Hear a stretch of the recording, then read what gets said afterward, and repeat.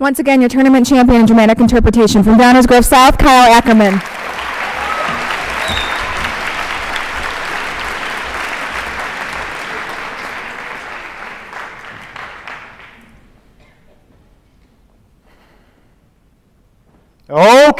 Okay, I gotta show you something. I mean, if I wait for one more second, then my brain is going to explode all over you nice people and make this big old mess, so I want to show you my glory box.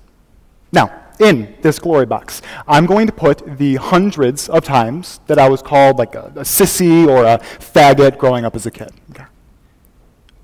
I'm going to put the thousands of times that my relationships with other men have just been denied to me.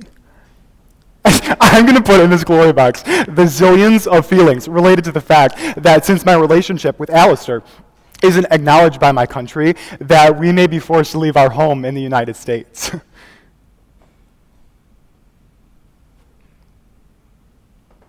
Oops. Getting ahead of myself. I've learned over many years that it's best not to put the overbearing political rant in the first 5 minutes of a conversation.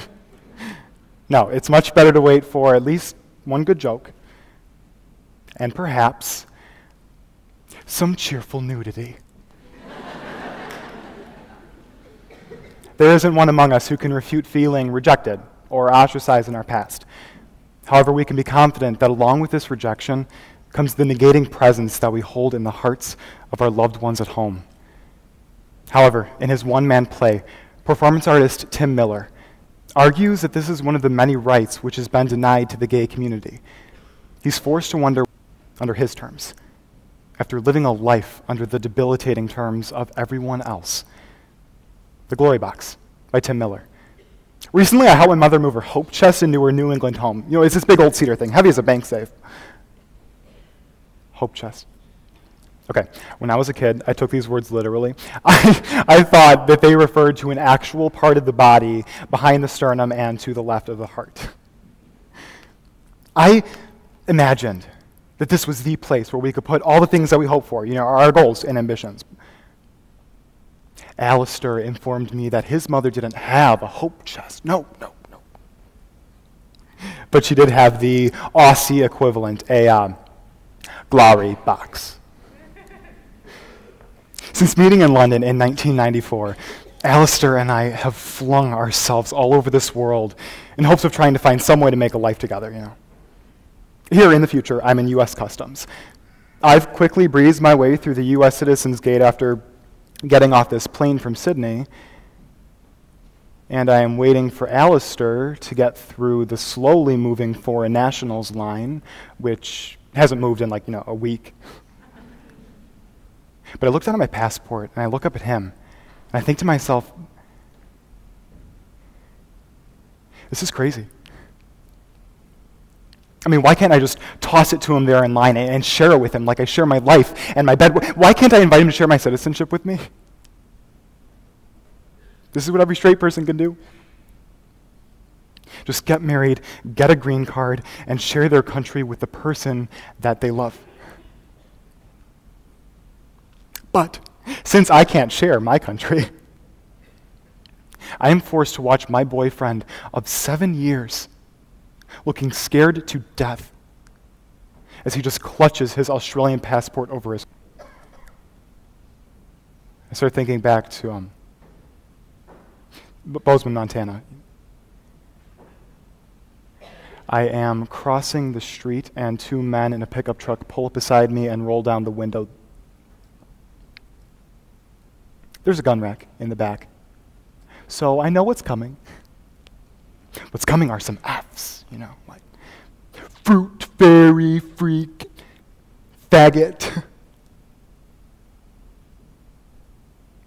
And I know that these words are usually followed by something more concrete. Sure enough, this half-empty bottle of 45 malt Colt whiskey leaves the passenger side window as it's flung at me, a graceful arc in the air before landing directly.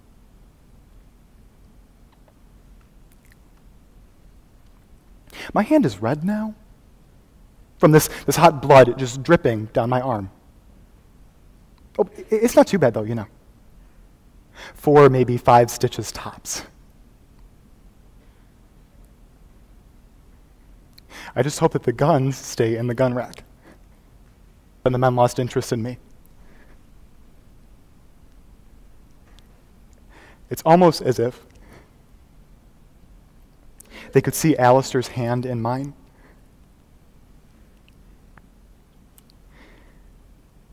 Anyway, so the airport. I believe the way they phrased it was, I'm sorry, but there is an irregularity in your request for a student visa. It has come to our attention that you have developed significant ties to a U.S. citizen and are a risk for not leaving the country at the end of your studies.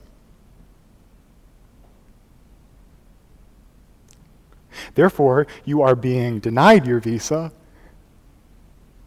and will be returned home to Sydney on the next plane. I can't breathe. I mean, suddenly I'm stuck in this country that has no air for me. I start thinking back to every time that I've been pushed around by the police, every time that I've had my relationships denied me, every time that a bottle has just been thrown at me. So I just drop my bag and step across the line and I grab Alistair and I pull him in. I love you. That's all that I know.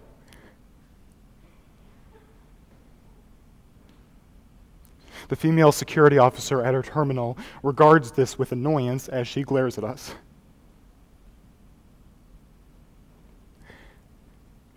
And as I look into his eyes, she just says, "Next."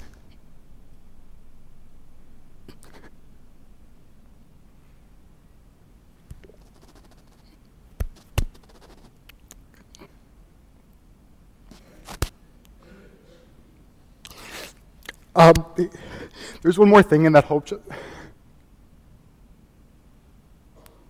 in that glory box, behind my sternum and to the left of my heart. It's this compass that led me to love another man from another country. It led me all over the world to find him.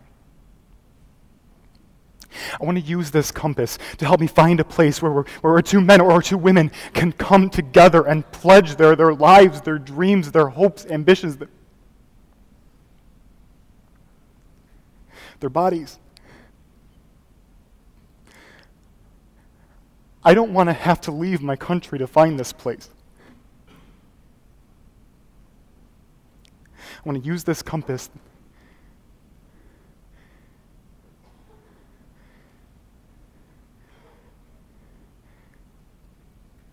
to find my way home.